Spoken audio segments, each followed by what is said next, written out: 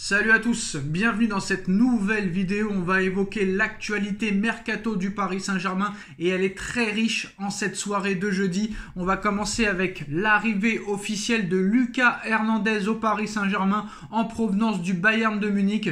Lucas Hernandez va bien signer au Paris Saint-Germain, visite médicale sur 2 jours et signature dans la foulée si tout se passe comme prévu. Donc voilà, le transfert de Lucas Hernandez devrait être officialisé dès ce week-end. Il va revenir renforcer la défense centrale du Paris Saint-Germain.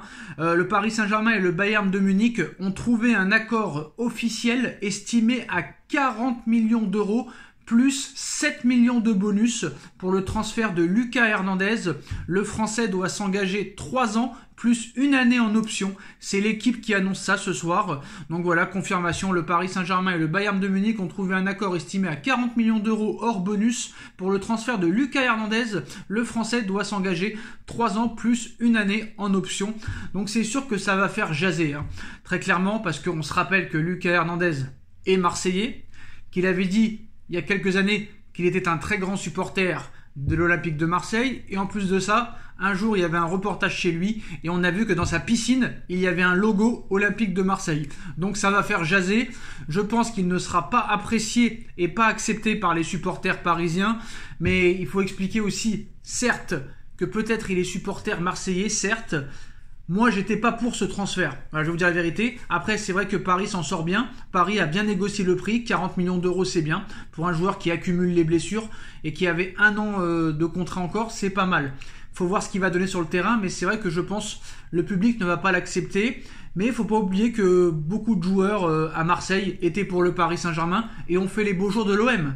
Comme Florian Thauvin, qui était supporter du PSG, Morgan Sanson, supporter du PSG, Patrice Evra, supporter du PSG, Dimitri Payet, supporter du PSG, et qui était à un doigt de signer au Paris Saint-Germain à l'hiver 2011. Et ça a été toujours pareil dans le football, que ce soit au Real Madrid, au Barça, à l'Inter, au Milan AC, à Manchester, à Liverpool, à Dortmund, au Bayern.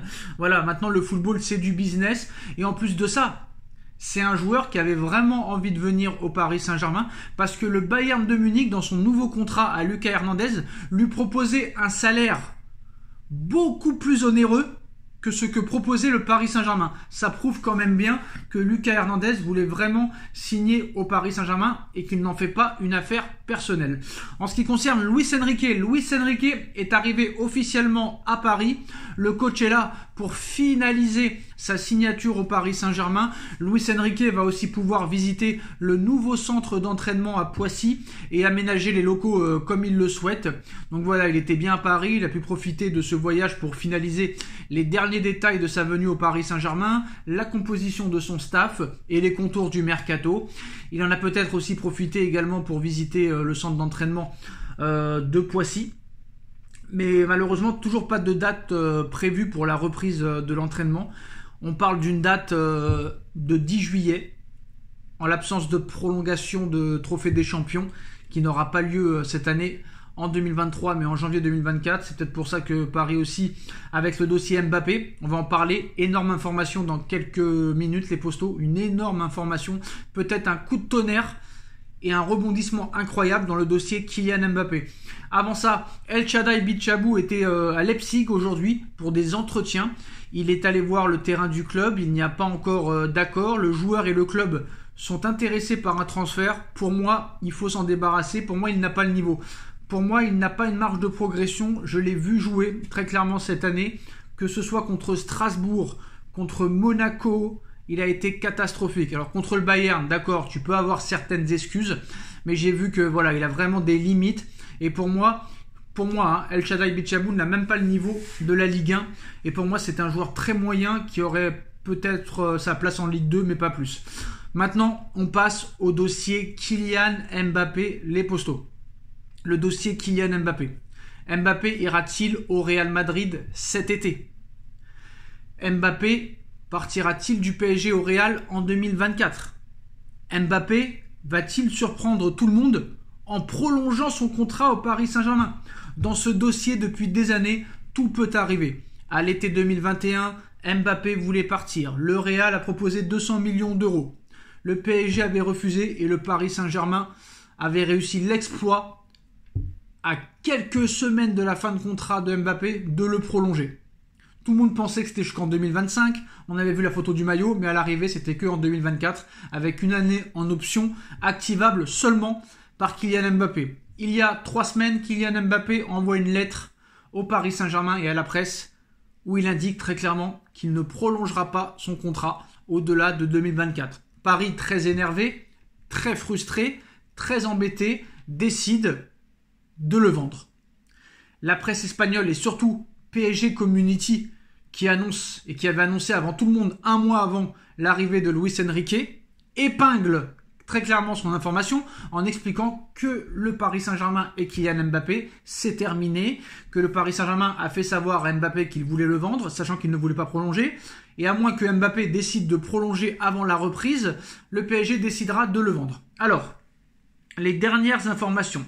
Demain, vendredi, va être une journée cruciale dans l'affaire Kylian Mbappé. À quelques jours de la reprise de l'entraînement, le dossier Mbappé va être longuement discuté demain. Donc demain, je pense qu'il y aura énormément d'infos.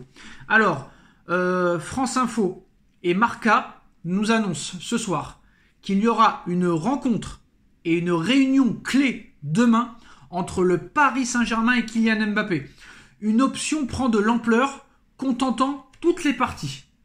Celle d'une prolongation de contrat de Kylian Mbappé au Paris Saint-Germain de 2 à 3 ans, avec une clause dans le contrat, une porte de sortie et la permission de partir l'été prochain pour le club de son choix, si le club qui veut le recruter met l'argent que demande le Paris Saint-Germain. Alors, une réunion est prévue demain entre le clan Mbappé, le Paris Saint-Germain et ses dirigeants.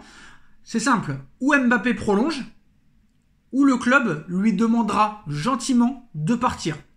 Dans ce cas, le Real Madrid fera son mouvement. C'est ce que le Real Madrid attendait très clairement. La première condition du Real Madrid pour faire une offre pour Mbappé, c'était que Mbappé montre qu'il ait envie de quitter le Paris Saint-Germain. Ça a été fait avec cette lettre envoyée il y a 3 semaines, comme quoi il ne prolongerait pas. Paris l'a prévenu et une réunion demain aura lieu. Soit il prolonge, soit il part. Il doit accepter d'être vendu. Mais est-ce que Mbappé acceptera de quitter le Paris Saint-Germain cet été, même s'il ne prolonge pas? C'est la question qu'on peut se poser. C'est parce que très clairement, c'est Mbappé qui a les cartes en main dans ce dossier. Très clairement, c'est lui le seul décideur. Même si Paris veut le vendre et que Mbappé veut rester, Paris ne pourra rien faire, très clairement. Mais je pense que, voilà, la stratégie de Mbappé et du Paris Saint-Germain est très claire. Tout ça est pour faire une offre, je pense, au Real Madrid. Je ne pense pas que Mbappé prolongera de 2 ou 3 ans. Vous vous rendez compte? L'année dernière, Mbappé ne veut pas prolonger. Il prolonge quand même. Là, il envoie une lettre carrément pour expliquer qu'il ne prolongera pas. Avant le rassemblement de l'équipe de France en conférence de presse d'avant-match avec l'équipe de France, il explique pourquoi il ne prolongera pas. Et là, il pourrait prolonger, très clairement. Après, il y a une clause. Il y a une clause dans le contrat qui dirait que, voilà, il prolonge, mais il a un bon de sortie. Un bon de sortie et un bon de départ pour le club de son choix. Alors, voilà, ou Mbappé prolonge, ou le club lui demandera de partir. Et dans ce cas, le Real Madrid pourrait faire une offre dans les prochains jours. Mais la réunion de demain pourrait durer très longtemps. Est-ce que Paris va réussir l'exploit de prolonger Mbappé? S'il n'y arrive pas, très clairement, Mbappé devra accepter. Et Paris devra convaincre Mbappé d'accepter de quitter le Paris Saint-Germain cet été, alors que très clairement, en restant au Paris Saint-Germain, Mbappé il gagne beaucoup parce qu'il a une clause comme quoi il pourrait toucher une prime de fidélité au mois de septembre énormissime. Et en plus, le Real Madrid est prêt à lui offrir 120 millions d'euros de prime à la signature en septembre, l'été prochain, à la période mercato 2024. Mais sachant que maintenant tu peux toucher même des primes à la signature en n'étant pas libre, Mbappé pourrait même toucher une prime à la signature cet été. Et très clairement, c'est encore l'argument que je pose sur la table. Ça m'étonnerait que Florentino Pérez reste toute une saison sans remplaçant de Karim Benzema, sachant que Haaland, Harry Kane et Osimhen ne viendront pas au Real Madrid. Réunion clé demain, Mbappé pourrait prolonger de 2 ou 3 ans et avoir une clause dans son contrat comme quoi il pourrait partir l'année prochaine si le club qui le veut met l'argent. Et si Mbappé ne veut pas prolonger, on rentrera dans une guerre très clairement de fou. Et si Mbappé accepte de partir et de ne pas prolonger, Florentino Pérez pourrait faire officiellement son offre de 200 à 250 millions d'euros. En tout cas, demain va être une journée de fou. Restez branchés sur cette chaîne, n'hésitez pas. On like, on partage, on commente, on s'abonne. On se retrouve très vite pour une nouvelle vidéo. Tchuss.